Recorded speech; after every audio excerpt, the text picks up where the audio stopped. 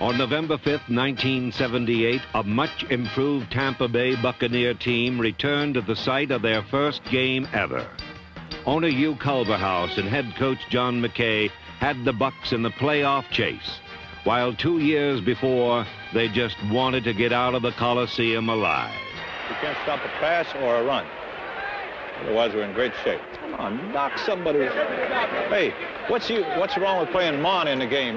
He tackles. Huh? We got all these old pros. Nobody tackles. What's your other linebacker? Cooper? Get him in the game. Get in there. He's got to be twice as good as that guy. He hadn't blocked a guy in 12 years. Woo! Letting a bunch of... If they were any slower, they'd have to be two teams. There are a hell of a lot of careers going in Monday. Coach, what do you think of your professional debut? What's it like in the professional ranks? Anything special? No, I was beat 51-0. 51-0 in the college ranks. It's the same thing. We were unaggressive, we did out-hustle, and we were uninspired. I thought we would at least be aggressive and hustle, and we didn't. You find it a challenge taking over an expansion team? Oh, yeah, we're having a good time trying to do it, and we'll get it done, but we're not ready to play the Los Angeles Rams at this time. Just 2 years later, as those same Rams would find out, the Buccaneers were ready to play anyone. In 1978, the most important addition was #1 draft pick Doug Williams, a quarterback out of Grambling who put some snap into John McKay's offense. But against the Rams, McKay's offense broke its jaw. The Bucs fell far behind, then proved just how far they have come.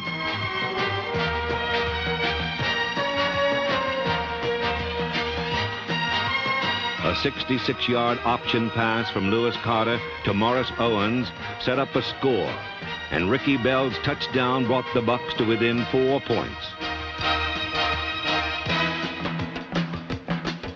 But the Rams then went ahead 23-16, and with 56 seconds to go, quarterback Mike Ray searched for a miracle.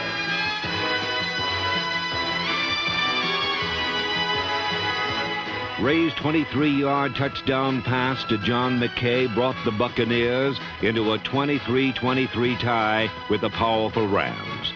But Tampa Bay's celebration was short-lived as Los Angeles moved downfield to set up a winning field goal try with 6 ticks left. A 26-23 loss to the Rams ended the Buccaneers' playoff aspirations in 1978. But in just 2 years, the Buccaneers had come a long, long way since that first date in the Los Angeles Coliseum.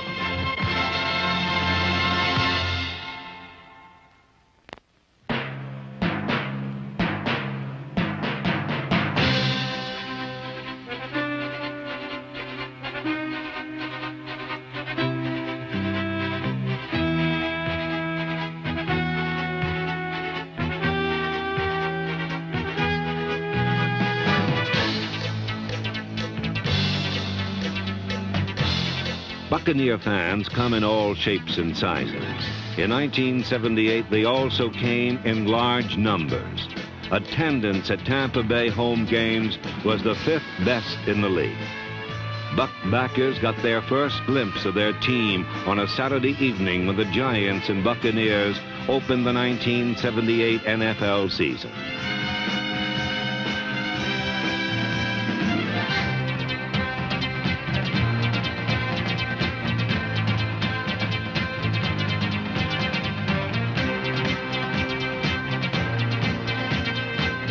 The Bucs played what has already become their usual brand of defense.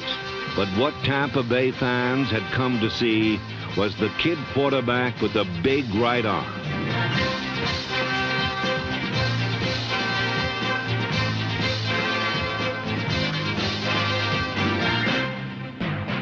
It would be hard to imagine a worse beginning. Williams' first official NFL pass was intercepted and returned for a touchdown as the Bucs lost to the Giants.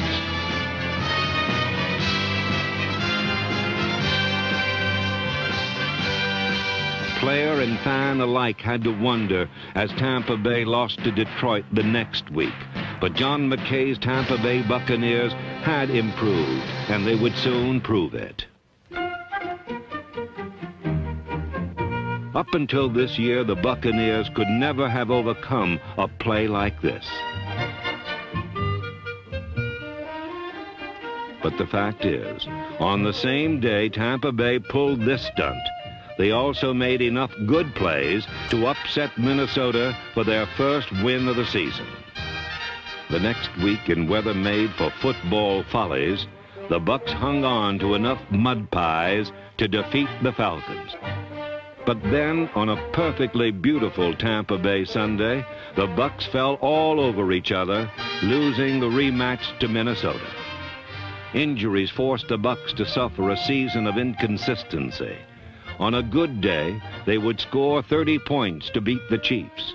On a bad one, Jimmy DeBoe's number 35 would become the first Buccaneer to rush for over 100 yards, but then was lost for the season with a knee injury in the same game. A Tampa Bay loss to New York.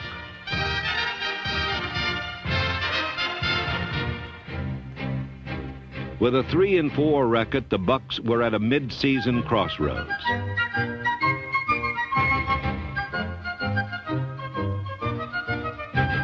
In games against Chicago, Green Bay, and Los Angeles, Coach McKay believed the character of his team would be determined.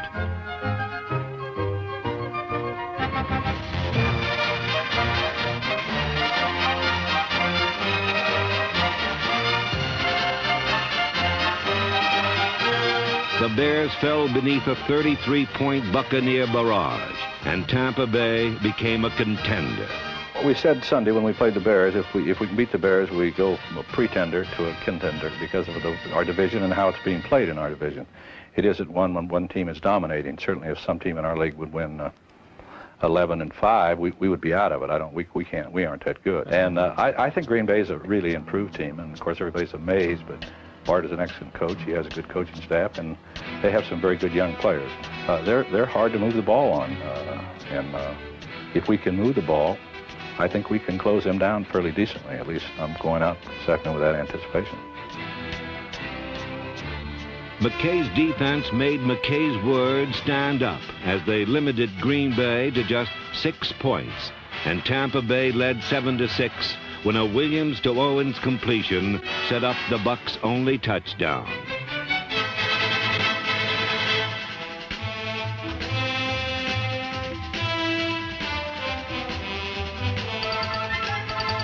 But with less than a minute left, Buccaneer hopes were dealt a crushing blow as the Packers lined up a winning field goal try.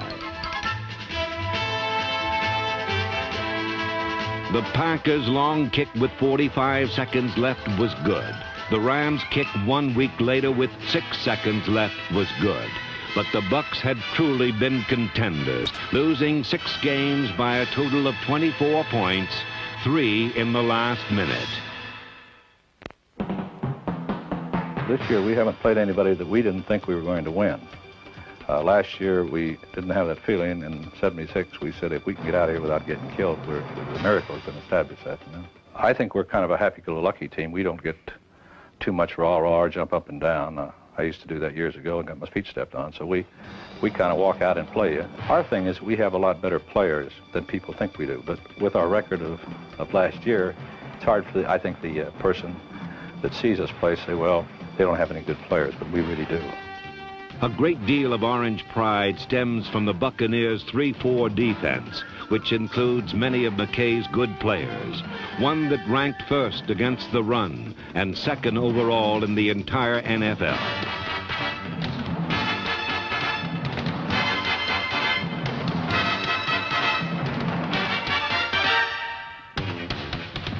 A team cannot play the 3-4 without an excellent nose tackle. In number 76, Dave Pear, the Buccaneers have one, their first Pro Bowl player. Lined up directly opposite the center, Pear is responsible for breaking down blocking patterns.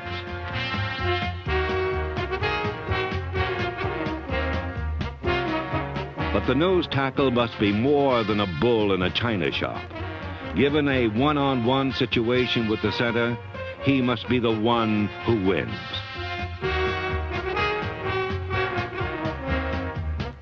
Beating the center is often not enough.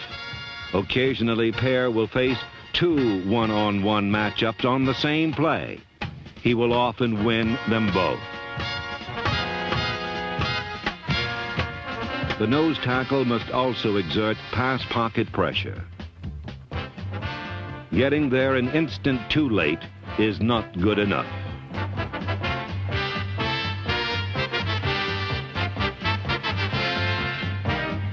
Pair number 76, Bill Cola number 77, Randy Crowder, Wally Chambers number 60, and Charlie Hanna number 73 are all capable pass rushers. But with only 3 down linemen, at least one must be a constant pain in the pocket. On the Buccaneers, the pain wears number 63 and goes by the name of Leroy Selman. One blocker is no match for Selman.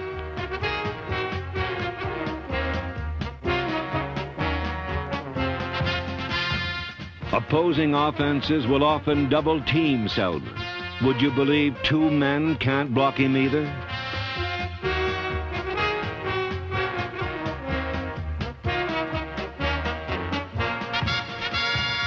Well then, would you believe 3 men?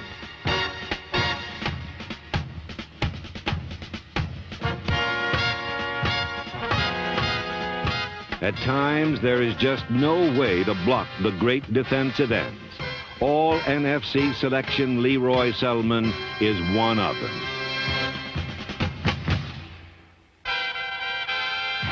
A team doesn't deploy the 3-4 without good linebackers either. Part lineman, part defensive back, but mostly sticker, like number 54, Richard Wood. The 4 in the 3-4 must be able to smell the ball. Wood did so more than any other Buccaneer, leading the team in tackles.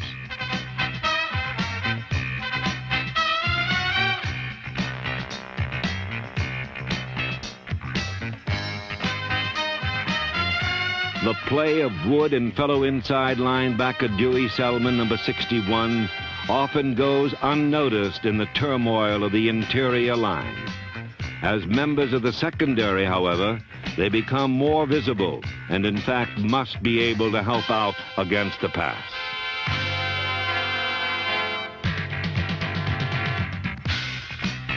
Number 56, Cecil Johnson, mans one outside linebacker spot. Out here, containment is the name of the game. Nothing must get outside Johnson or David Lewis, number 57, who has developed to the point where all pros like Ron Yary, number 73, are often overmatched against him.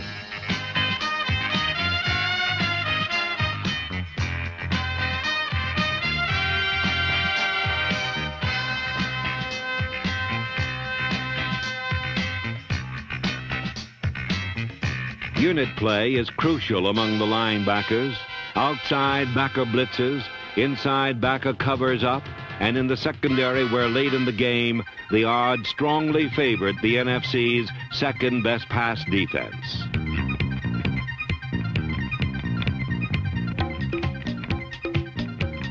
A receiver could only watch as Mike Washington, Jarris White, Mark Cotney, Cedric Brown, Curtis Jordan, and Danny Reese, along with the linebackers, combined for the 3rd highest interception total in the league, without sacrificing support against the run. But it was against the pass that they excelled, keeping completions to short gains, frequently averting completions, and 29 times coming up with the ball themselves.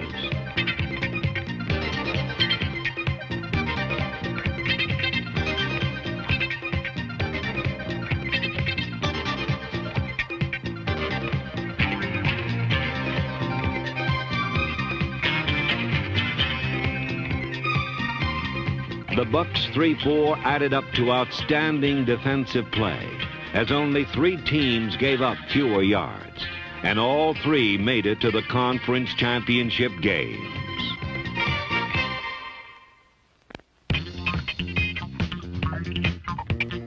In 1978, the Buccaneer offense began to make strides. The Bucs shattered nearly all of their seasonal records, scoring more points than in the 2 previous years combined.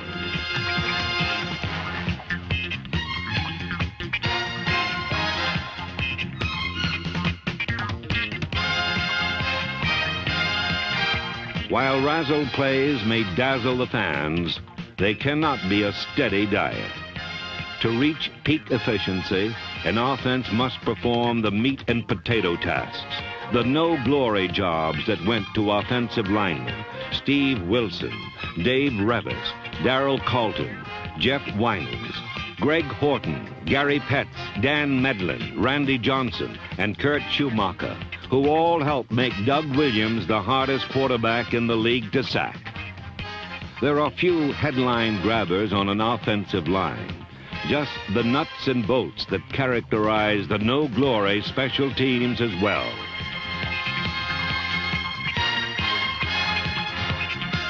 Good special teams provide big plays and a talent pool. In Dana Nafziger, Aaron Brown, Charles White, Rick Bonas, and Paul Harris, the Bucs have good backup talent running under Dave Green and Neil O'Donoghue's kicks, and several players made important contributions to the offensive and defensive units.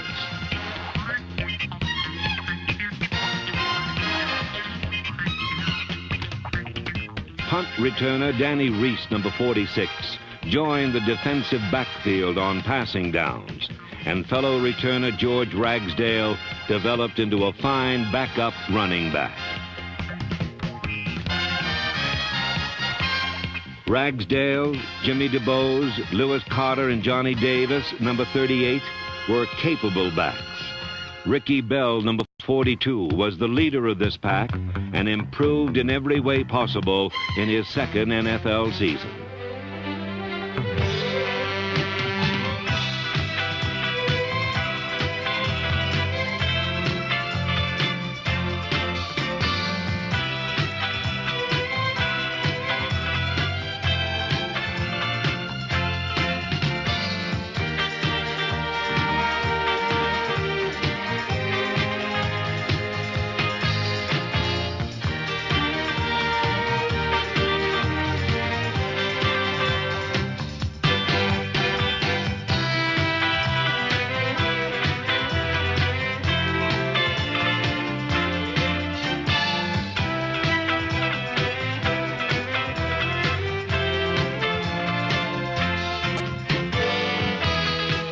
The Buccaneers' starting backfield was only intact for 4 games in 1978.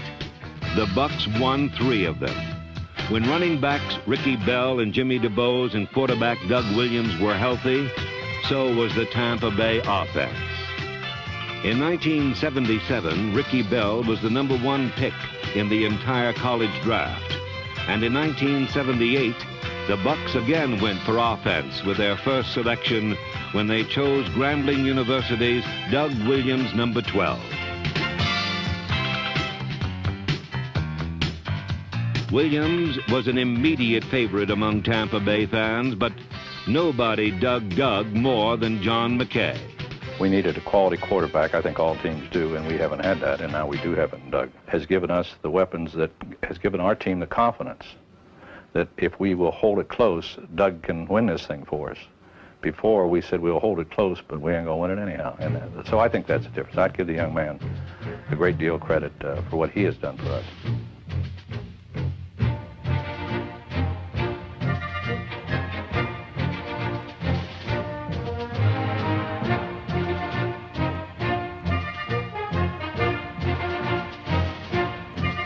What Doug Williams has done for Tampa Bay is to bring boundless physical skills to the quarterback position, finally filling a fatal flaw in the Buccaneer offense. Of course, not every pass will be perfect, but Buck receivers can catch it anyway. When Williams wants to go long, he can look for Larry Mucker, number 87, Frank Grant, or Morris Owens, number 85.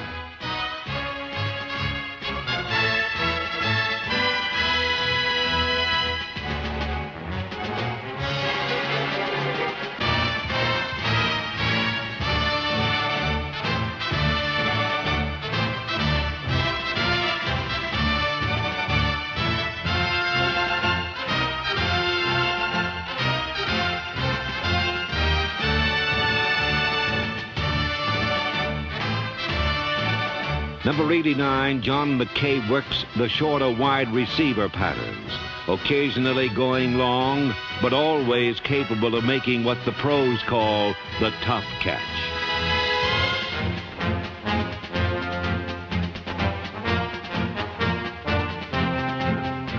Number 88, Jimmy Giles and Jim Obradovich. Number 86, give the Bucs two tight ends who can catch.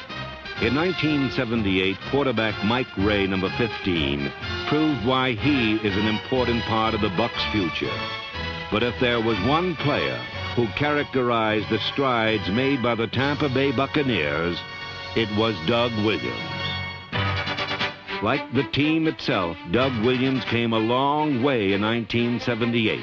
By season's end, he was confident and cool, a leader, not at all like the rookie who had had such a rocky beginning.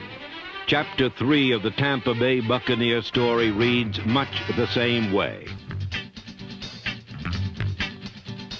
There could not have been a rockier beginning for any team. But the memory of that frustrating first season is fading, replaced by the much more vivid remembrances of 1978's improvement. Hugh Culverhouse and John McKay said that it would take them 5 years to build a winner. Recent developments prove they are right on schedule.